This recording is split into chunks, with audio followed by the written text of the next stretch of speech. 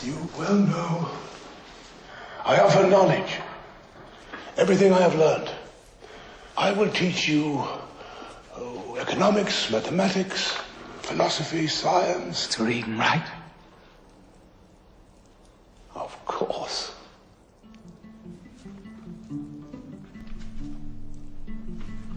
When do we start? Truthfully, I never found out, how they got out, except for it taught me feeding the animals. And how I realized they got out was when I started to feed.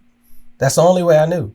Because if they're not there, I'm thinking, I know they're going to hear my, the motor of the little farm truck thing I had.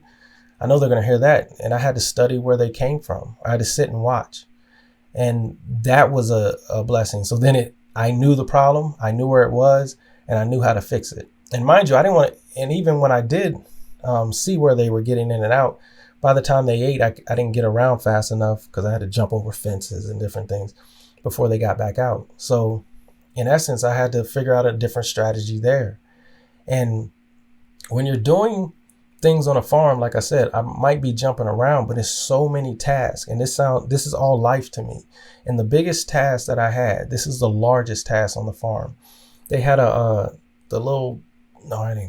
tractor where you stick the thing in and you pull up the big roll of hay.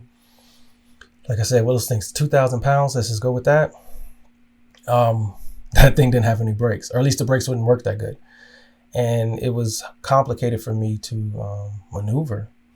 So I used the Kubota and the trailer, and I rolled that big bale of hay on the trailer by hand. And that was, hooking up the trailer to the Kubota. That's the simple part. But when you got that big roll and you got to maneuver it in the right way or maneuver the trailer in the right way, I would maneuver that situation and figure that out. And then I would, move my hands and use my legs and move fast. And that process was another huge process for me, because if I had to do one of those, and maybe I did 2 a day for at least, when it was time to put the hay out, and that was more so when the winter was coming, because obviously, it's grass. Once it started getting colder and they had, the cattle had gone up pretty much through all the grass, and it was a large area. Don't get it twisted. And it was, might've been like 60, Longhorn, different type of milking cows and different things. Probably 60, maybe it might've been a little bit more, but it was definitely, it was more than 20. I can tell you that. And that was that. I knew I could only do 1 or 2 a day, or my body would be too sore tomorrow to accomplish those goals. So again, this is that call. That was the thing that, honestly, in this detail, I've never really shared as much. I've told pieces of stories, but that was a huge thing for me. Just understanding what can I do today? How can I focus today? So I put out 2 yesterday. They'll last. 2 big hay rolls. They'll last. So I focus on this.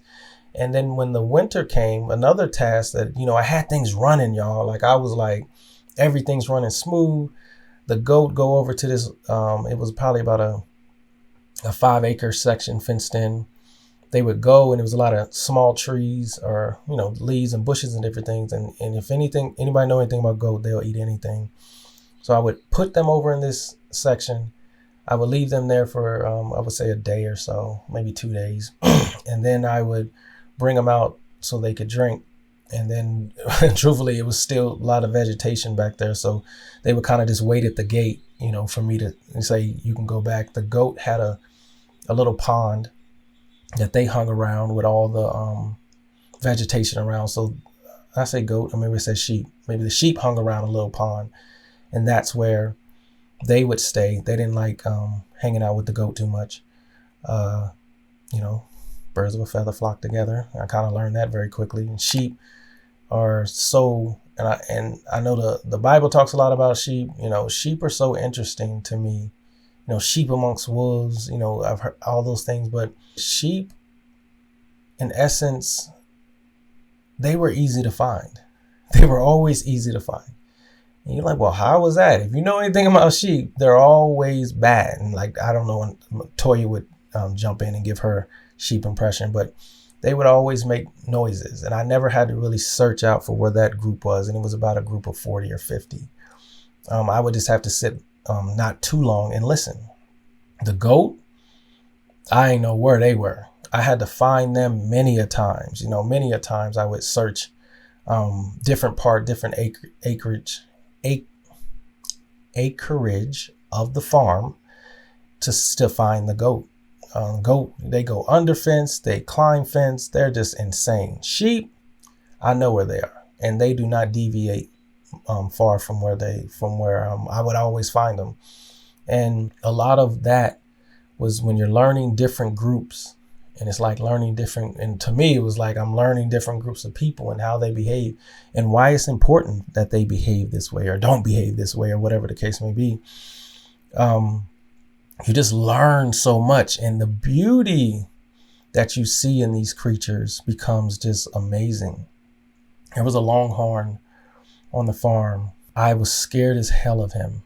Actually, the farm guy who was, I wish I could remember his name. He was a wonderful older gentleman, wonderful person. He would come out anytime I called and needed something or needed, hey, can you bring some nails or different things? He would always be out, a wonderful human. Time I spent with him is he's been doing it all his life. So he had great wisdom and definitely helped me out a lot. But he told me, watch out for 72. And I was scared to death of 72. His horns are out 6 feet, across, maybe even longer than that. But anyway, he was huge. He was a massive 15, maybe 1,200 pounds. He ruled everything. He put his horns in, and, when he wanted the food, he made sure everybody got out the way. So I had this healthy fear of him, which who wouldn't, at that, coming from, not living around Longhorns, never really been around them, just loved watching the football of the Longhorns. Obviously you see them, but I'm sitting with them. And how I learned him was just, honestly, I would feed him and I would sit. And I bring 72 up because it's extremely important that you don't underestimate, the opponent or the person or anything, because I had no clue. I had no clue that these animals, I would hear stories of how, they could jump and how they could do things, but he was just mean to me from my perspective. So I had the owner bought me bought a 4-wheeler that had helped me get around the farm a little quicker than the little cart or whatever.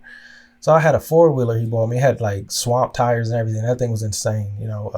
It was a little busted up. I would have some of the guys who would come out, and there were some guys, cool people. They would come out and they would help me if I needed some maintenance on it, because he bought it used. But either way, it was cool as hell. And I sitting with 72, I learned him, and then I developed to where I knew what he was doing when he was doing it, and I think it was vice versa. So here's the first scary story about 72. 72 was one of the biggest, cattle I've ever been around. But this cool story, I'm smiling because it's actually funny more than it is anything. But I'm feeding the goat and maybe the llamas or something in this other section where they were all separated. And I turn around because I hear the sheep just going berserk. I'm like, what the hell's going on? I thought it was maybe a fox running through it, whatever the case may be. But it wasn't a fox. 72 had jumped the fence. Now, I didn't see him jump the fence. There was no gate open. He didn't break anything. So I was under the impression that he jumped. I was petrified. I run, leave the cart. I didn't have my 4-wheeler. I run. We had walkie-talkies. I'm calling Toya, bring the Jeep. We were driving a Jeep Patriot at the time. Bring the Jeep into the farm section, 50-acre section. I just need another vehicle or whatever the case may be. And as I'm running, I had to jump a fence. I didn't open a fence because I didn't want him to get loose. I didn't know what he was really going for. I just knew he was wrecking shop. And I don't mean he wasn't killing or hurting anybody or any animals, but everybody was afraid, including me. So when he jumped the fence, or when he's in this thing, I didn't know he jumped the fence. He sees me, jump the fence. He starts heading my way, and I turn as I'm walking, and I'm in probably a square 5 acre, maybe 7 acre section. So I have to kind of jog. I had boots on and everything, and I was kind of jogging to go grab my 4-wheeler. Because that's one thing because it was so loud, the pipe on it was so loud, he was actually scared of that. So I'm trying to jog and walkie-talkie to Toya. This is serious right now, and she did good. She came out with the Jeep, and as I'm walking, I'm almost to the second gate where I'm about to be close to Toya, and I see her coming out the little farmhouse we stayed in. I turn and he jumps the next gate, and that gate was I'm 5'9", but I like rounding up to 5'10". I'm 5'9" 3/4. But anyway, he jumps the gate. The gate was, I would say, about 5'5". Like, yo, that's and you hear it, the thump thump, and you hear him land. So I finally get to my 4-wheeler, crank it up, and he already knew. And by the time he's in a section where it's the 5-foot gate and everything is over my head. So everything is at least, I would say, close to, 7 feet, if not more. And it's barbed wire. It's like obviously a fence, then it's barbed wire at the top.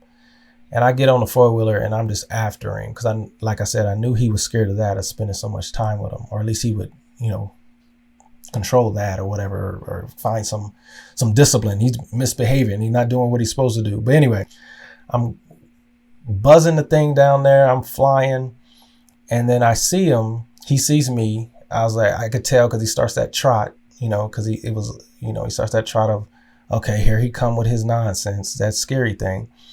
And I see the most beautiful thing I ever seen. He jumped, I want to say at least 10 feet in the air. It was the most beautiful thing I ever seen in my life. And I'm standing probably 10 feet from him. I mean, it's the power, the grace that he did that. The way it, this is where Coach Swift comes in, the way it tucked its legs, the horns, it just looks amazing when that happened. It was the most beautiful thing I've seen an animal that size that I clearly underestimated. And I never been the same since I saw that first encounter of him doing that.